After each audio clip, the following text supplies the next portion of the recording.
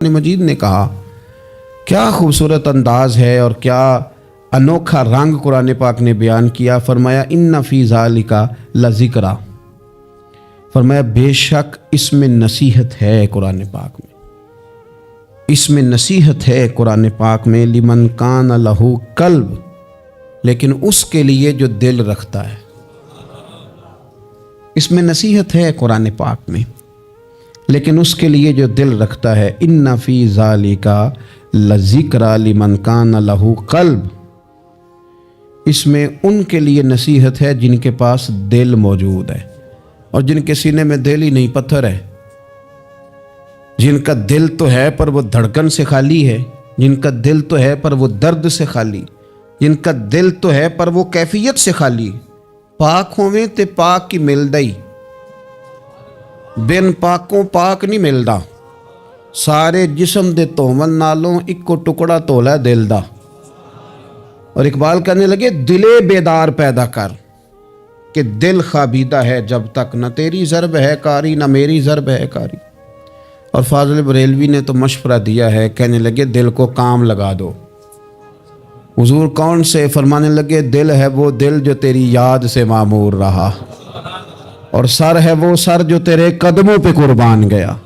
جو دل رکھتا ہے وہ قرآن پاک سے نصیحت لے گا. جس کے پاس دل ہے، اس کا مطلب ہے کچھ سینوں میں گوشت کا لوتھڑا تو ہے پر دل نہیں. ان کے سینوں کے اندر خون پمپ کرنے والی مشین تو موجود ہے جو دھڑک رہی ہے جب سے وجود بنا ہے، لیکن وہ دھڑکنے خالی ہیں. دل جب دھڑکتا ہے تو وہ کسی کے لیے دھڑکنا چاہیے، اور کسی کا درد ہو دل میں. اللہ تعالیٰ نے قرآن مجید میں فرمایا کہ میں نے دل دو نہیں بنائے، دل ایک بنایا. اس میں کہ کہیں یہ نہ ہو کہ دو دل ہوں تو ادھر کوئی اور ہو ادھر رب ہو. فرمایا نہیں، دل ہی ایک بنایا ہے، کوئی اور آ ہی نہیں سکتا. یا خدا رہے گا یا محمد مصطفیٰ رہیں گے صلی اللہ علیہ وسلم. دل ہی ایک بنایا ہے، اور دل ہے وہ دل جو تیری یاد سے معمور رہا. دل دھڑکے اور پھر وہ تڑپے، وہ کسی کے دکھ میں تڑپے، وہ کسی کے درد میں تڑپے، وہ کسی کی پریشانی پہ تڑپے، وہ کسی کی محبت میں تڑپے. اور جب وہ خوب تڑپے نا تو وہ تڑپ جو ہوتی ہے، کچھ زخم ایسے ہوتے ہیں جن کا مزہ آتا ہے. یعنی جب بعضوں کا زخم ٹھیک ہونے پہ آئے تو آپ اسے تھوڑا سا ہاتھ لگائیں تو وہ تھوڑا سا نا مزہ دیتا ہے. کچھ زخموں کا بھی مزہ ہوتا ہے. آتش کہنے لگا وہ مزہ دیا ہے تڑپ نے کہ میری آرزو ہے یا رب میرے دونوں پہلوؤں میں دل بے قرار ہوتا. میرا دل کرتا ہے دو دل ہوتے، میں ایک سے تڑپا ہوں تو اتنا مزہ ہے، اگر میں دو سے تڑپتا تو کتنا مزہ ہوتا. میرے دونوں پہلوؤں میں دل بے قرار ہوتا. عزیز بھائی، دل پر محنت، دل کی صفائی. 2 4 5 دن آپ غسل نہ کریں، مسواک نہ کریں، آپ کپڑے نہ بدلیں تو طبیعت پہ نا بوجھ بن جاتا ہے. اپنے آپ سے ہی بندے کو تھوڑی سی نا کوفت محسوس ہوتی ہے. تو اگر 4 5 دن 6 دن اسی طرح گزر جائیں تو پھر انسان محسوس کرتا ہے کہ یار یہ میں کدھر آ گیا ہوں.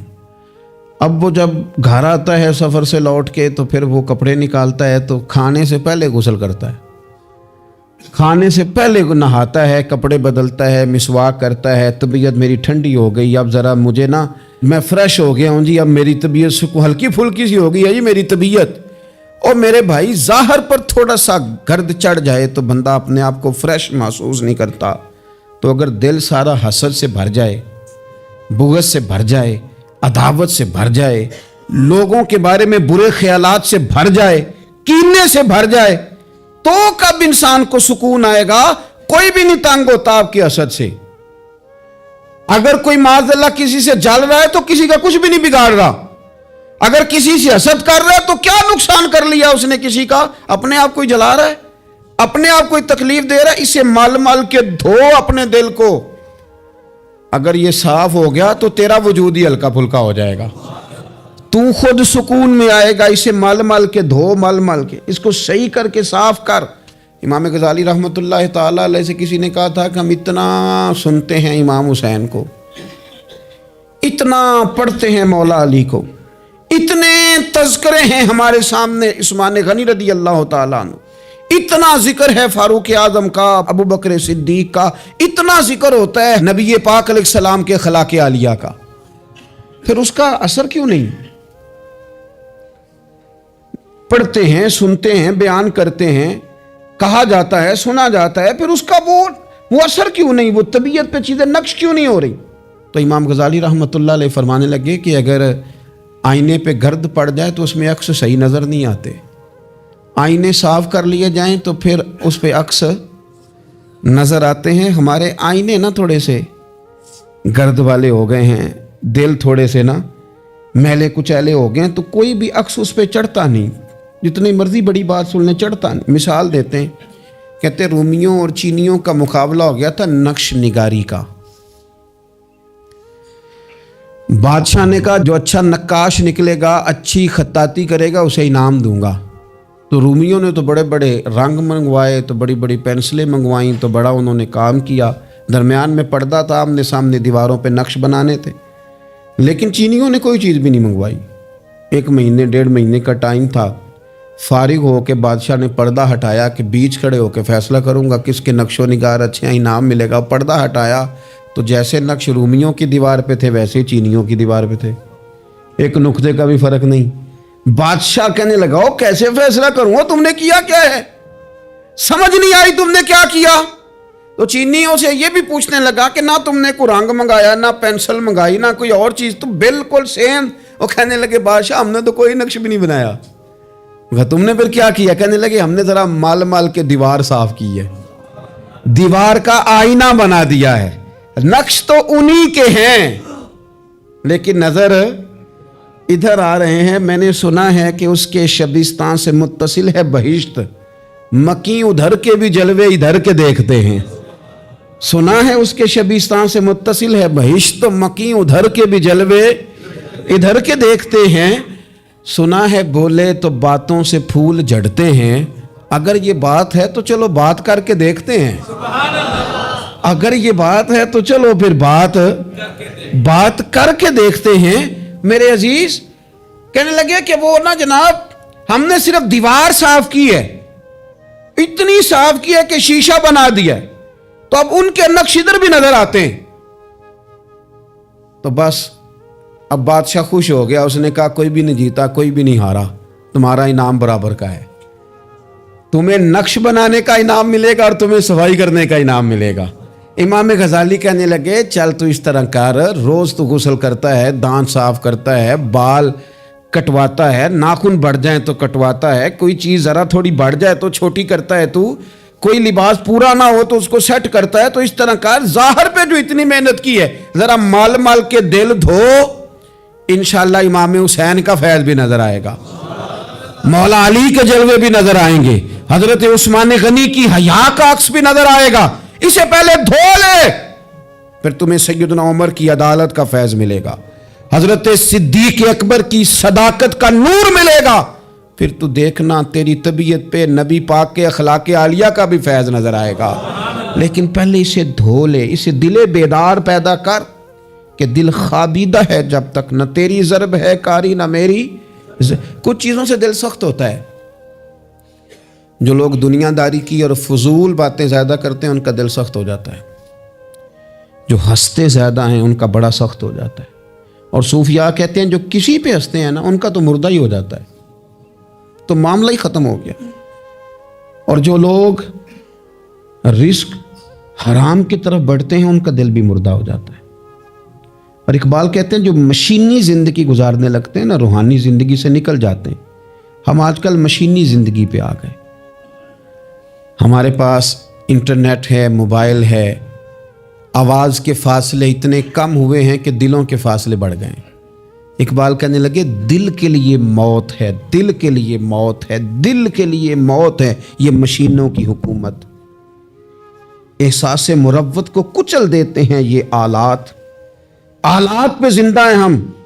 دل کے لیے موت, اور کسی کے گھر جانا, دروازے پہ دستک دینا, اور کبھی خط لکھنا تو سوچ سوچ کے, کبھی کاٹنا تو پھر لکھنا. لفظ یہ اس کے شایان شان نہیں, یہ جملہ میں نے بدل دیا ہے, لیکن اب بے باکانہ گفتگو ہے. تو مجھے وائس کر دے, میں تجھے وائس کر دوں گا, حال ہی کوئی نہیں. تو کیا کوئی سوچے گا, کیا کوئی لکھے گا, کیا کوئی اس میں خوبصورتی کے رنگ بھرے گا. سخت ہو جاتے ہیں دل جب آپ مشینوں کی زندگی میں زندہ رہتے ہیں. دل نرم کیسے ہوتے ہیں؟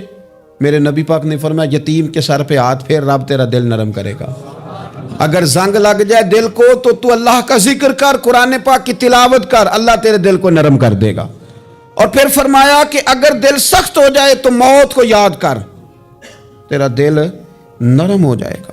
اچھوں کی صحبت اختیار کریں تو دل نرم ہو جاتا ہے. قبروں کی زیارت کریں, جائیں کبھی اپنے شہر کے قبرستان میں, غور کریں کہ وہ چودھری صاحب لیٹے ہیں, یہ علامہ صاحب لیٹے ہیں, وہ فلاں بہت بڑے افسر لیٹے ہیں, وہ دیکھو وہ میرا عزیز لیٹا ہے. وہ ہارون رشید نے کہا حضرت داؤد تائی سے نصیحت کر دیں, تو فرمانے لگے باپ کدھر ہے تیرا؟ کہا حضور قبرستان میں, اماں قبرستان میں, دادا نانا بڑے بھائی سب قبرستان. فرمایا میں کیا نصیحت کروں؟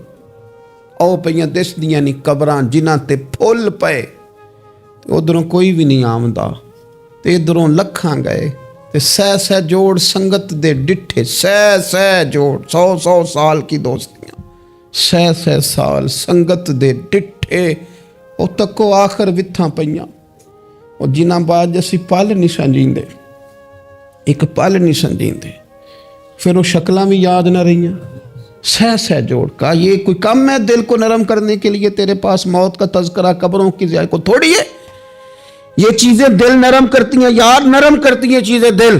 سختی طبیعتوں کی, مزاجوں کی سختی, دوسروں کے بارے میں ڈاٹے جذبات, ہمارے رویے ڈاٹے, ہماری طبیعتیں سخت.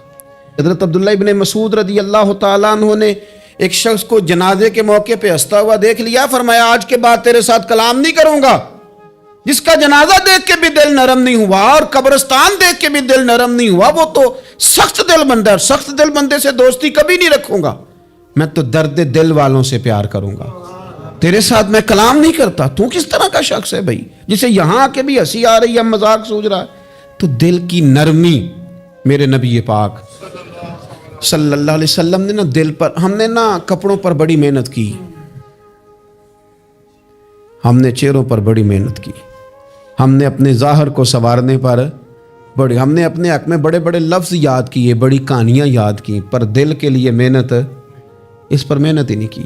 اعلیٰ حضرت فاضل بریلوی کتنے بڑے عالم ہیں, 1000 کتاب کے مصنف, اور ان کے فتاوی موجود ہیں کہ جس بندے کا تلفظ ٹھیک نہ ہو, یعنی جو ضروری قواعد ہیں وہ قرآن پاک کے جس کو نہ آتے ہوں, اس کے پیچھے نماز نہیں. جو ہا اور ہا میں فرق نہیں کر سکتا, حمزہ اور عین میں فرق نہیں کر سکتا, وہ الفاظ کا معنی بگاڑ دے گا.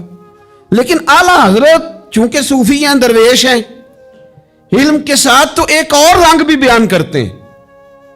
وہ کہتے ہیں یہ نہ ہو کہ صرف تو حروف کے ہیر پھیر میں لگا رہے, سغرے کبرے ٹھیک کرتا رہے, دارابا یادرب کے چکر میں پڑا رہے, اور دل پر تو توجہ ہی نہ دے. فاضل بریلوی رحمۃ اللہ علیہ فرمانے لگے کہ 2 علماء نے قرآن ایک درویش کے پیچھے نماز پڑھی, تو مستحب جو قواعد تھے نا جن کے بغیر نماز, وہ ٹھیک نہیں تھے ذرا ان کے. تو وہ کہنے لگے دیکھا جی اتنے بڑے پیر صاحب ہیں اور ان کی تو قرات ہی ٹھیک نہیں, تلفظ ہی ٹھیک نہیں. حالانکہ لفظ تاثیر سے بنتے ہیں, تلفظ سے نہیں. لفظ تاثیر سے بنتے ہیں, تلفظ سے نہیں. اہل دل آج بھی ہیں اہل زبان سے آگے. انہوں نے کہا جی بابا جی کا تو تلفظ ہی ٹھیک نہیں. اعلیٰ حضرت نے لکھا ہے ملفوظات شریف میں, فرماتے ہیں پھر وہ نہ نہانے کے لیے چلے گئے نماز پڑھ کے فارغ ہو کے, تو وہ پانی میں اتر گئے تو شیر ان کے کپڑے اٹھا کے لے گیا.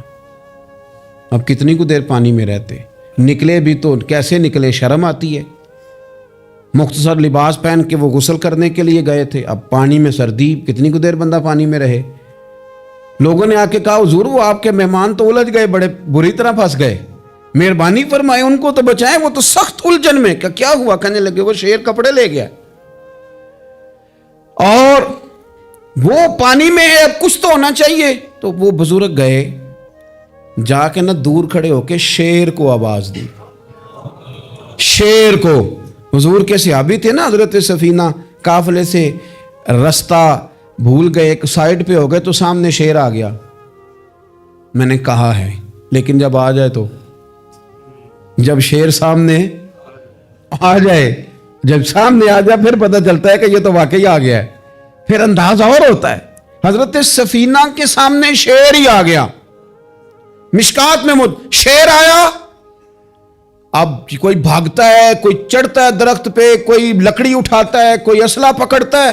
حضرت سفینہ فوراً بولے, کہنے لگے, او شیر ذرا خیال کرنا میں رسول اللہ کا غلام ہوں. پھر آکھیا شیر سفینہ تائی جا رہا یا راہ جاندے, او جڑے غلام رسول اللہ دے اسی غلام ہونا دے. شیر دمیں لاتا رستہ چھوڑ گیا. اور بابا جی بھی گئے, فاضل بریلوی کہتے ہیں شیر کو آواز دی, شیر دوڑا آیا. آگے کہنے لگے, وہ ہمارے مہمانوں کے کپڑے لے گیا, تجھے شرم نہیں آتی؟ تو شیر کپڑے اٹھا کے واپس لایا. ان علماء کو, حضرات علماء کو کپڑے پیش کیے. جب ان کو پیش کیے تو پیش کرتے ہی بزرگ پھر فرمانے لگے, کہنے لگے, مولانا تم نے لفظ سیدھے کیے ہیں, میں نے دل سیدھا کیا ہوا ہے. تم نے محنت کر کے نہ لفظ ٹھیک کیے ہیں, لیکن میں نے دل ٹھیک کیا ہے. دل پاک ہوئے تے پاک ہی ملدا ہے, تے بنا پاکوں پاک نہیں ملدا. سارے جسم دے توون نالوں ایک ٹکڑا تولا ہے دل دا. حضرت سلطان باؤ رحمت اللہ علیہ فرمانے لگے, دل کالے نالوں منہ کالا چنگا. دل کالے نالوں منہ کالا چنگا, جے کوئی رمز پچھانے. اگر کسی کو بات کی سمجھ آئے تو دل نہیں سیاہ ہونا چاہیے, منہ ہو بھی جائے تو کام چل جاتا ہے. تو اپنے دل کی صفائی پر دیکھیں میرے نبی پاک علیہ وسلم نے ارشاد فرمایا کہ رب نہ تمہارے مال دیکھتا ہے نہ چہرے دیکھتا ہے, رب تو تمہارا دل دیکھتا ہے. اور امام غزالی حدیث لائے ہیں, حضرت عمر فاروق رضی اللہ تعالیٰ عنہ فرماتے ہیں, کسی نے حضور صلی اللہ علیہ وسلم سے پوچھا کہ رب آسمانوں میں کہ زمینوں میں؟ جلوے تیری ذات کے کو بکو ہیں, جدھر دیکھتا ہوں ادھر تو ہی تو ہے. اللہ زمینوں میں کہ آسمانوں میں؟ تو حضور فرمانے لگے, رب تو بندہ مومن کے دل میں رہتا ہے, اللہ تو مومن کے دل میں ہے. مومن کے دل میں کتنا بڑا ہے وہ دل جس میں رب ہے, رب کی یاد ہے, رب کی محبت ہے. اس لیے حضرت عمر فرمایا کرتے تھے, میں نے دل کی آنکھوں سے اپنے مالک کی زیارت کی ہے. اور اقبال نے شاید اسی لیے مشورہ دیا تھا کہ دل بینا بھی کر خدا سے طلب. آنکھ کا نور دل کا نور نہیں, اللہ سے آنکھوں والا دل مانگ, اندھا نہ ہو جائے کہیں تیرا دل. دل بینا بھی کر خدا سے طلب, آنکھ کا نور دل کا نور نہیں. عزیز بھائی, اللہ کے جلوے. لیکن ایک بات ذہن میں رکھنا, کسی گلاس میں تھوڑی سی غلاظت ہو نا, دودھ تو دور رہا, شہد تو دور رہا, اس میں کوئی پانی بھی نہیں پیتا. تھوڑی سی غلاظت ہو اور آپ کی آنکھوں کے سامنے وہ غلاظت دھل بھی گئی, صاف بھی ہو گئی, شرعی تقاضے پورے ہو گئے, پھر بھی کچھ لوگ کہتے ہیں میری طبیعت نہیں مانتی, میرا دل نہیں مانتا. صحیح کہہ رہا ہوں میں؟ او بھائی, اتنی سی غلاظت گلاس میں تھی اور سادہ پانی نلکے کا, تو اس میں پینا پسند نہیں کرتا. اور اگر دل غلاظت سے بھرا ہو تو رب کی محبت وہاں آئے گی, خدا اپنا قرب وہاں رکھے گا. کسی سے جلنا, کسی سے حسد کرنا, کسی کے بارے میں عداوت رکھنا, کچی بولیاں بولنا. اور اب تو اتنا عجیب حال ہو گیا, جماعتیں جماعتوں کے بارے میں برا خیال کرتی ہیں.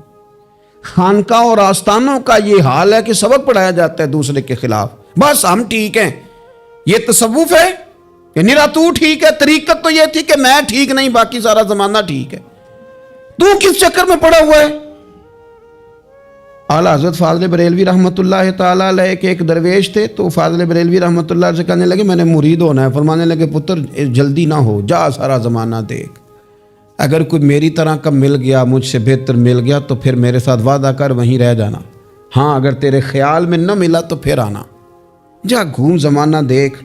یہ کیا بات ہوئی کہ آپ نفی کرنے لگے سارے زمانے کی اور کہیں صرف میں ہی ٹھیک ہوں, فقط میں ہی ٹھیک ہوں؟ یہ طریقت ہے؟ اور تصوف والے تو لوگ یہ کہا کرتے تھے, میں تے بندہ ٹھگ جے لوکو, میں تے بندہ چور, اور جس دا خلقت کلمہ پڑھ دی او محمد ہور. وہ لوگ تو نفی کرتے تھے, وہ لوگ تو نفی کرتے تھے اپنی, کہتے تھے میں کوئی شے نہیں, میں تے بندہ ٹھگ جے لوکو, او میں تے بندہ چور. میاں محمد بخش صاحب رحمۃ اللہ علیہ, ایک عالم نگار نے لکھا تھا کہ وہ کچھ لوگ نا سکھ ہندو یہاں رہتے تھے, تو ان کا نام محمد تھا چونکہ, تو بات کو شبہ پڑ گیا کہ شاید جن کا لوگ کلمہ پڑھتے ہیں نا مسلمان، معاذ اللہ یہ وہ والے ہیں۔ تو میاں صاحب اپنے بارے میں کیا کہے، میں تے بندہ ٹھگ جے لوکو، میں تے بندہ چور، جس دا خلقت کلمہ پڑھ دی او محمد ہور، او میں تو ایک ٹھگ ہوں۔ حضرت میاں شیر محمد صاحب شرک پوری رحمت اللہ علیہ سرتاج ہیں اولیاء کے، پیر سید اسماعیل شاہ صاحب بخاری حضرت کرما والا شریف والے، وہ کہتے ہیں میں بیعت ہونے کے لیے جب شرک پور شریف آ رہا تھا تو رستے میں مجھے ایک بزرگ مل گئے، مجھے کہنے لگے کدھر جا رہے ہو، کون ہو؟ میں نے کہا میں سید ہوں اور میاں صاحب سے بیعت ہونے جا رہا ہوں۔ تو مجھے کہنے لگے وہ تو دنیا دار ہے، جیبوں میں ہاتھ ڈالتا ہے لوگوں کی، تو سید ہو کے رائن کے پیچھے کیا لینے جا رہا ہے؟ جیڑا بلے نو سید آکھے دوزخ ملن سزائیں، جیڑا بلے نو رائیں آکھے او جنت پینگا پائیں، چونکہ رانجا رانجا کر دی نی میں ہوں آپ ہی رانجا ہوئی، رانجا یاکھن ساریاں میں نو ہیر نہ آکھے کوئی۔ وہ تو کدھر جا رہا ہے؟ کہتے میں نے کہا بابا زیادہ باتیں نہ کر ناراض ہو جاؤں گا۔ کہتے ہیں بابے نے کئی دفعہ رستے میں مجھے منع کیا نہ جانا نہ جانا، فلانی جگہ چلا جا فلانی جگہ، لیکن میں چلا گیا، میری طلب صادق تھی۔ جب میں باہر جا کے بیٹھا تو اندر سے بلاوا آیا کہ میاں صاحب نے بولا، اندر گیا تو یہ تو وہی بابا جی ہیں جو مجھے روک رہے تھے، تو میاں جی خود ہیں حضرت میاں صاحب۔ کہنے لگے بیلیا تینوں بڑا موڑیا پر تو مڑیا ہی نہیں۔ وہ تو روکتے تھے، اپنی نفی کرتے تھے، دل صاف دوسرے کے بارے میں، نظریہ صاف، کسی کے بارے میں خیر کا جملہ، کسی کی وکالت کرنا، کسی کا عیب چھپانا، کسی کے بارے میں اچھے لفظ بولنا، یہ مومن کی شان ہے۔ مومن کا دل ایسے سونا، میرے نبی پاک صلی اللہ تعالی علیہ وسلم نے فرمایا یہ میرا زید بن حارثہ ہے، اس کا دل اللہ نے نور ایمان سے بھر دیا ہے، ایمان سے دل بھر دیا رب تعالیٰ نے۔ ایک دن صبح صبح حضور نے پوچھا، اور داتا صاحب نے اس کو لکھا ہے، نبی پاک نے پوچھا آج تم نے صبح کس طرح کی؟ عرض کی یا رسول اللہ اس حال میں کہ میں پکا مومن ہوں۔ حضور نے فرمایا تو پکا مومن ہے، کس طرح؟ کہنے لگے یا رسول اللہ میں اس طرح کا مومن ہوں کہ سونا اور مٹی میرے لیے برابر ہے، پیسے آ جائیں تب بھی کوئی ٹینشن نہیں، نہ آئیں۔ حضرت زید بن حارثہ رضی اللہ تعالیٰ عنہ عرض کرنے لگے حضور سونا اور مٹی برابر ہے، کوئی پرواہ نہیں۔ تو حضور نے فرمایا تیرے ایمان کی دلیل؟ عرض کرنے لگے یا رسول اللہ میرے ایمان کی شان اور دلیل یہ ہے کہ میں یہاں زمین پہ بیٹھ کے نظر اٹھاؤں تو میری نظر اللہ کے عرش تک جاتی ہے، میں بتا سکتا ہوں کہ جنتی جنت میں جا رہے ہیں اور راضی ہیں، جہنمی جہنم میں جا رہے ہیں اور چیخ رہے ہیں، میں بتا سکتا ہوں۔ حضور نے فرمایا پھر اس کی حفاظت کر، پھر اس جذبے کی حفاظت کر۔ جب دل صاف ہو، نور ایمان سے بھرا ہوا ہو، علم لدنی کب آتا ہے؟ علم لدنی نیک آدمی کو ملتا ہے، جب بندہ متقی پرہیزگار ہو نا، ناجائز نہ کھائے، ناجائز نہ دیکھے، ناجائز نہ بولے، تو پھر اللہ تعالیٰ اسے علم کا نور دیتا ہے۔ جو لوگ کہانیوں میں الجھ جاتے ہیں نا، زیادہ باتیں کرتے ہیں، زیادہ گھومتے ہیں، زیادہ سازشی عناصر کا شکار ہوتے ہیں، ان کے تو حافظے کمزور ہو جاتے ہیں، یاد ہی نہیں رہتا، باتیں اتنی کرتے ہیں پتہ نہیں سویرے کیا کہا تھا دوپہر کو کیا کہہ رہے ہیں۔ جب انسان کا دائرہ کار تقوی والا ہو پھر اس پر علم کی روشنی کھلتی ہے، پھر دروازے کرم کے کھلتے ہیں، اپنے دائرے محدود کر لیے جائیں۔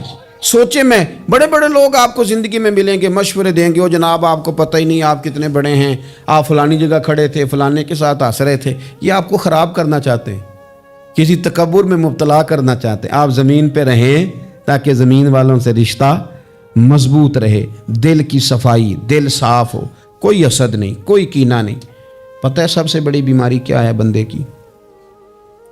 خوفناک علامت کیا ہے دل کے بیمار ہونے کی؟ کہ کوئی بندہ بیماری میں ہے اور ادھر ایک بندہ اس کو دیکھ کے خوش ہو رہا ہے،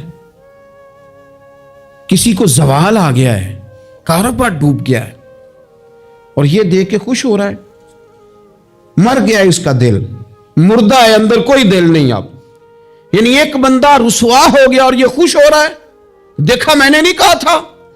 جب کوئی کسی کی رسوائی، کمزوری اور کسی کے زوال پر راضی ہونے لگے تو پھر سمجھ لے کہ اس کا حال اتنا برا ہو گیا ہے کہ اب یہ اخلاقی طور پر مردہ زندگی گزار۔ ہمارا اب یہ حال ہے کہ ہم لوگوں کے دکھوں پر ہنسنے لگے، ہم کسی کے ہاں کوئی شخص تکلیف میں آتا ہے تو ہم اس کو کہکہوں میں اڑاتے ہیں۔ یارو زندہ قومیں یہ کام نہیں کرتی، زندہ قومیں یہ کام نہیں کرتی۔ میرے نبی پاک صلی اللہ علیہ وسلم نے فتح کے موقع پر بھی گردن کو جھکا کے بتایا کہ جب رب عروج دے تو پھر اللہ کی بارگاہ میں جھک جایا کرو۔ کسی شخص کے پتہ ہے، ایک حدیث سنو، یہ مسلم شریف میں موجود ہے، حضور نے فرمایا ایک بندہ گناہ کرتا تھا، پھر اس نے توبہ کر لی، اگر کسی نے دوبارہ اسے وہ گناہ یاد کرایا کہ تو یوں ہوتا تھا، اگر کسی نے اسے دوبارہ گناہ یاد کرایا تو یاد کرانے والے کو اللہ سزا کے طور پر مرنے سے پہلے پہلے اس گناہ میں مبتلا کر دے گا۔ خفیہ تدبیر آئے گی اللہ کی۔ جس کو اللہ نے معاف کر دیا، زمین آسمان بھول گئے، فرشتوں کے دفتر سے اس کا گناہ محو کر دیا گیا، تو نے کیوں یاد رکھا؟ لیکن ہمارے دل اس طرح کے ہیں، خیر کی خبریں نہیں دیتے، ہم خیر کی خبر نہیں دیتے، مثبت بات نہیں کرتے، ہمارے رویے دوسروں کے بارے میں سخت ہیں۔ یعنی بہو سے داماد سے اختلاف ہو گیا، پھر اس نے معافی مانگ لی، پھر ہم نے معاف کر دیا، پھر ایک سال کے بعد دوبارہ لڑائی ہوئی تو پچھلی بات دوبارہ یاد کرنی چاہیے تھی، اس کی تو معافی دے دی تھی آپ نے، لیکن آپ نے پھر یاد کر لی وہ بات۔ اس کا مطلب ہے آپ نے صلح کی تھی، دل صاف نہیں کیا تھا۔ دل جب آپ صاف کر لیں تو پھر معاملہ ختم ہو گیا، پھر آپ پھر نکال پھینکے ساری چیزیں۔ مسند امام احمد بن حنبل میں حدیث ہے،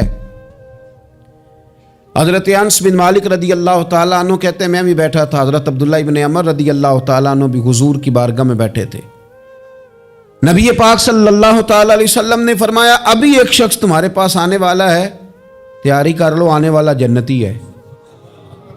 کہتے ہیں ایک شخص اندر داخل ہوا تو سادہ سا بندہ، داڑھی سے پانی کے قطرے گر رہے، جوتے ہاتھ میں پکڑیں یا بغل میں دبائیں، وہ آ گیا، حضور سے بات چیت کی، چلا گیا۔ ہم بڑے خوش تھے کہ کمال نہیں ہو گیا، جس کو حضور نے دنیا میں جنت کی بشارت عطا کر دی۔ اگلے دن اس نے اتفاق، ہم اسی جگہ اسی حال میں بیٹھے تھے کہ پھر محبوب نے فرمایا بھی ایک بندہ آنے لگا، جنتی ہے۔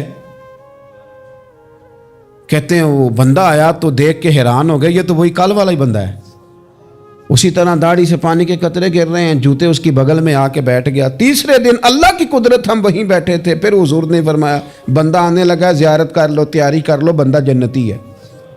وہی بندہ آیا جو پہلے 2 دن آیا تھا۔ حضرت عبداللہ ابن عمر کہتے ہیں کہ وہ حضور سے کوئی بات چیت کر کے جانے لگا تو میں اس کے پیچھے ہو گیا۔ میں نے اس کو جا کے سلام کے بعد کہا کہ یار میں تیرا مہمان بننا چاہتا ہوں، 3 راتوں کے لیے رکھ لو گے؟ اب محلہ بھی ایک، شہر بھی ایک۔ اس نے کہا جی ٹھیک ہے، آ جائیں، جو میرے پاس روکھا سوکھا ہوگا پیش کر دوں گا۔ فرماتے ہیں 3 راتیں 3 دن میں اس کے پاس رہا۔ میں جاننا چاہتا تھا کہ کون سی ایسی عبادت کرتا ہے جس کی وجہ سے 3 دن حضور نے جنت کی بشارت اس کے لیے دی، اعلان فرمایا۔ کہتے ہیں میں نے کوئی غیر معمولی چیز نہیں اس کے اندر دیکھی، کوئی انوکھی عبادت نہیں دیکھی۔ عشاء پڑھتا، فجر تک سویا رہتا، میں تہجد کے وقت اٹھتا، نفل پڑھتا۔ 3 راتیں یہ ہوتا رہا۔ ہاں جب وہ کروٹیں بدلتا تو اللہ اکبر اللہ اکبر کہتا، باقی وہ سویا ہے، فجر میں اٹھا ہے۔ صدقہ بھی خاص نہیں اس نے دیا، خیرات بھی میں اس سے زیادہ کرتا رہا، مجھے کوئی خاص چیز نظر نہیں آئی۔ تیسرے دن میں جانے لگا تو میں نے اسے کہا یار سن، مجھے کوئی ضرورت نہیں تھی تیرے گھر میں قیام کرنے کی، میرا گھر قریب ہی ہے۔ وہ تو کمال یہ ہے کہ نبی کریم علیہ السلام نے اپنی زبان فیض ترجمان سے، یعنی وہ زبان جس کو سب کن کی کنجی کہیں، اس کی نافذ حکومت پہ لاکھوں سلام، حضور نے 3 دن تجھے مسلسل جنتی کہا ہے۔ میں تو دیکھنے آیا تھا کہ تیرے اندر کوئی عمل ہو تو میں بھی وہ شروع کروں۔ تو وہ کہنے لگا یہی ہے جو آپ نے دیکھ لیا ہے، فرض نماز ہی پڑھتا ہوں، روٹین کے کام ہی کرتا ہوں، کوئی خاص چیز تو میرے پاس کوئی نہیں۔ حضرت عبداللہ ابن عمر فرماتے ہیں میں نے تو سمجھا کہ میں تو اس سے زیادہ خیر کے کام کرتا ہوں۔ اب میں سوچتا ہوا وہاں سے نکلنے لگا کہ پھر کیا خاص بات ہے جو نبی پاک نے 3 دفعہ اسے جنتی کہا ہے۔ جب میں نکلنے لگا نا، دروازے پہ مڑنے لگا تو اس نے آواز دی، کہا یار سنو، ایک بات یاد آئی ہے۔ میں نے کہا وہ کون سی؟